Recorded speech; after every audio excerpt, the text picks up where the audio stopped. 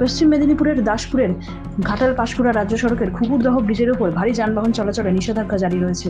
ব্রিজের স্বাস্থ্য বেহাল হওয়ায় এই সিদ্ধান্ত জেলা প্রশাসনের। আর এর জের দীর্ঘদিন ধরে চরম ভোগান্তি শিকার হতে হচ্ছে বলে অভিযোগ পশ্চিম Medinipur district truck operator welfare অ্যাসোসিয়েশনের। দাসপুরের খুকুরদহ ও মেদিনীপুরের মোহনপুর এই দুই ব্রিজের উপর ভারী যানবাহন চলাচলে নিষেধাজ্ঞা জারি করে জেলা প্রশাসন। এর জেরে জেলার ট্রাক মালিকদের অনেকটা ঘুরপথে যাতায়াত করতে হচ্ছে, যা ব্যয়বহুল, এতে সময় অপচয় হচ্ছে বলে দাবি তাদের। তাই দ্রুত ব্রিজ চালুর দাবিতে বৃহস্পতিবার দুপুর নাগাদ খুকুরদহে ব্রিজের উপর রাজ্য সড়ক আটকে বিক্ষোভ দেখায় ট্রাক মালিক থেকে কর্মীরা।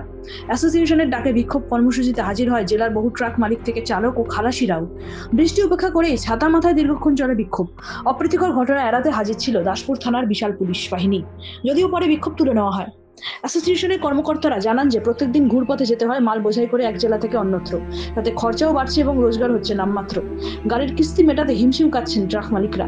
প্রশাসনকে বিকল্প রাস্তার ব্যবস্থা করে দিতে হবে, নয়তো দ্রুত ব্রিজে মালবাহী চলাচল স্বাভাবিক করার উদ্যোগ নিতে হবে, এটাই দাবি তাদের। পশ্চিম মেদিনীপুর থেকে নিজস্ব প্রতিনিধির রিপোর্ট, এনএম নিউজ।